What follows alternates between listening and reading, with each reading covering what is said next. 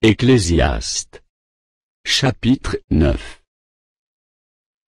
Oui, j'ai appliqué mon cœur à tout cela, j'ai fait de tout cela l'objet de mon examen, et j'ai vu que les justes et les sages, et leurs travaux, sont dans la main de Dieu, et l'amour aussi bien que la haine. Les hommes ne savent rien, tout est devant eux.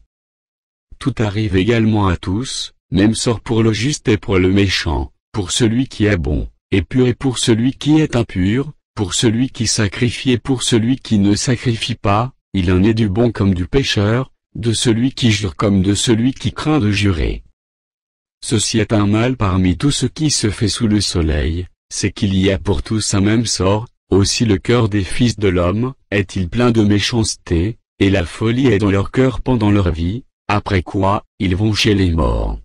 Car, qui est excepté?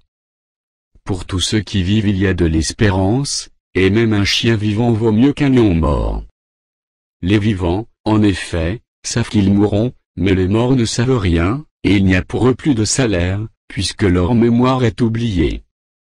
Et leur amour, et leur haine, et leur envie, ont déjà péri, et ils n'auront plus jamais aucune part à tout ce qui se fait sous le soleil. Va, mange avec joie ton pain, et bois gaiement ton vin, car dès longtemps Dieu prend plaisir à ce que tu fais. Quand tout temps tes vêtements soient blancs, et que l'huile ne manque point sur ta tête.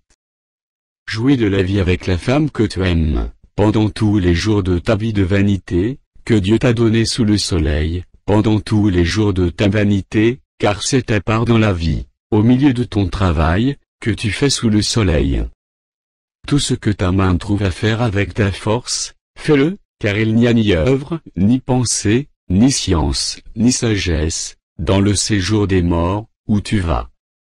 J'ai encore vu sous le soleil, que la course n'est point aux agiles, ni la guerre aux vaillants, ni le pain aux sages, ni la richesse aux intelligents, ni la faveur aux savants, car tout dépend pour eux du temps et des circonstances. L'homme ne connaît pas non plus son heure, pareil aux poissons qui sont pris au filet fatal, et aux oiseaux qui sont pris au piège, comme eux, les fils de l'homme sont enlacés au temps du malheur, lorsqu'ils tombent sur eux tout à coup. J'ai aussi vu sous le soleil ce trait d'une sagesse qui m'a paru grande. Il y avait une petite ville, avec peu d'hommes dans son sein, un roi puissant marcha sur elle, l'investit, et éleva contre elle de grands forts. Il s'y trouvait un homme pauvre et sage, qui sauva la ville par sa sagesse. Et personne ne s'est souvenu de cet homme pauvre. Et j'ai dit, la sagesse vaut mieux que la force. Cependant la sagesse du pauvre est méprisée, et ses paroles ne sont pas écoutées.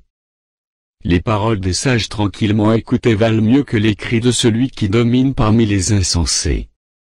La sagesse vaut mieux que les instruments de guerre, mais un seul pécheur détruit beaucoup de biens.